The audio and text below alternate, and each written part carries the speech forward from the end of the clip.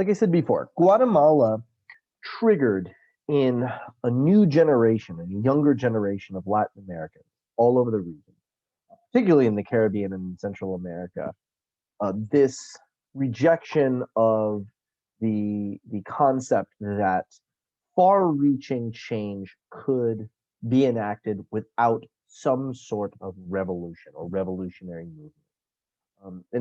We're going to turn now sort of to that generation that really spearheads the revolutionary insurgent era in Latin America and the Caribbean, beginning in the mid 1950s.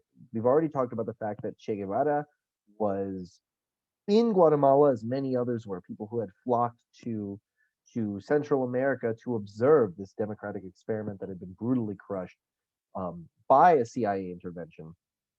Many of whom left and went to Mexico seeking asylum. You know, a hop, skip, and a jump, really, away from a prison sentence, and came into contact. You know, various trends, various revolutionary movements, and their representatives came into contact in Mexico City in particular. And it was there that Che Guevara and many of the folks who had witnessed this overthrow of a democratically elected government in Guatemala came into contact with Fidel Castro, his brother, and their leaders. In Cuba, the generation that Fidel Castro was a member of was known as the Centenary generation, right? We talk about Jose Marti, we mentioned him earlier. This generation, the generation of the mid 1950s, the young people that were the sedentary generation of the birth of Jose Marti. They viewed themselves collectively as the inheritors of Jose Marti's legacy. These are the folks who had grown up with stories by their parents and grandparents that referred to the independence that had been stolen from them by the U.S. intervention. And so this is the generation, and that of Che Guevara, that really become radicalized by these U.S. interventions, as well as by the conditions on the ground in their various countries. In the case of Cuba, right, Cuba at that time in the 1950s, following a military coup that occurred in March of 1952, was under the control politically of this man that you see pictured here to the left, Fulgencio Batista. He was a military strongman, a corrupt official who had been in and out of power for about the last 30 years or so. And, you know, like with Guatemala, there was meant to be a democratic election that was supposed to take place, which was never permitted to take place due to a US-backed coup d'etat. And so once again, like with Guatemala, like with other parts of the region in this era, the United States and its business interests through the CIA are intervening and subverting electoral democracy in many cases. And it was in 1953, a year before the coup in Guatemala, that Fidel Castro and his followers initiated their revolutionary armed struggle against the Batista dictatorship, following the assault on a military garrison in the far east of Cuba. Well, that movement in exile, following the failure of that first attempt at revolution, this is the historic moment sort of where Fidel Castro's movement, the so-called 26th of July movement, was able to grow in exile. And within 2 years, they returned to Cuba at the head of a revolutionary army and embarked upon what would be close to a 3-year armed insurgency in the late 1950s that would lead to the ouster of Fulgencio Batista from power. The Cuban revolutionaries really accomplished something unprecedented in that the first time there was an insurgency, a guerrilla movement, an armed movement led predominantly of young people that succeeded in militarily defeating a US-backed military and coming to power. This had never been done before in Latin America. And, you know, the Cuban Revolution becomes, like Haiti in the previous century, becomes a revolutionary beacon, an iconic, successful revolutionary example, which would send social and political ripples that be felt all over the developing world.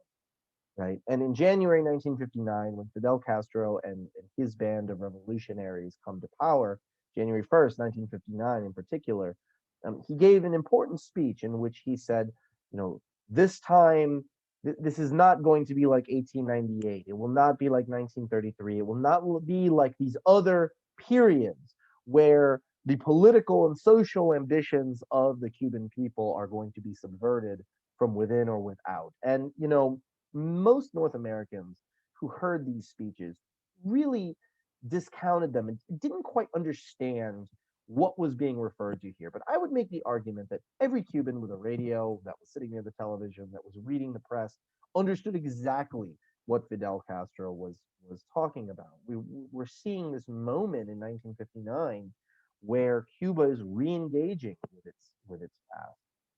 And he famously says, "This time the revolution is for real." And I think it's important. I mean, you want to draw your attention to these two photographs because one on the photograph on the left is a photograph of the insurgents who, in the end of the 19th century, had fought against Spain, and they look a lot like these young rebellious kids, basically, that took power in 1959. And there are these parallels: the idea that memory and history play an extremely important role in this story, this long story, this back and forth between the United States and Latin America that is the subject of our talk today.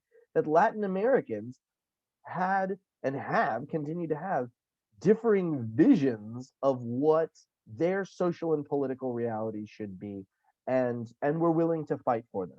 And so this triumph of history, this victorious revolution that takes place in 1959, is extremely impactful in that what I call the 1959 example became a model for the liberation of other peoples all over the world.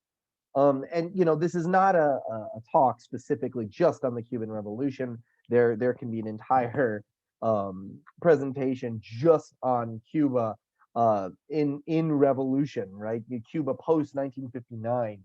But just to for some context, what actually was changed in Cuba after 1959, after the triumph of the Cuban Revolution. It's almost dizzying when one really thinks about everything that changed. Within the first 3 years, right, of the Cuban Revolution in power, we're talking 1959, 1960, 1961, there is a radical land reform that is enacted, far more radical than what was taking place in Guatemala at the time. There was a massive literacy campaign enacted in 1961 in which, within 1 year, the entire society mobilized and eradicated illiteracy. These giant mass volunteer mobilizations were taking place. There were organizations for women, for Cubans of color. Really, from the very beginning, the Cuban revolutionaries attempted to make good on their promises that they had made to the Cuban public during their time in the mountains, during their insurgency. And it is important to note that initially the Cuban Revolution was certainly on a radical trajectory, but was by no means interested in being a pawn of the Soviet Union. At least for the first 3 years, it was, talking about a socialist revolution was a new development. The Cuban Revolution did not begin as an overtly communist revolution. This is something we'll talk about in a moment, but there was a trajectory of radicalization that the Cuban Revolution was on. So it's really important to note that these reforms, the activity of Cuban revolutionaries on the ground, had more to do with this long struggle for Cuban independence than it did with the Cold War.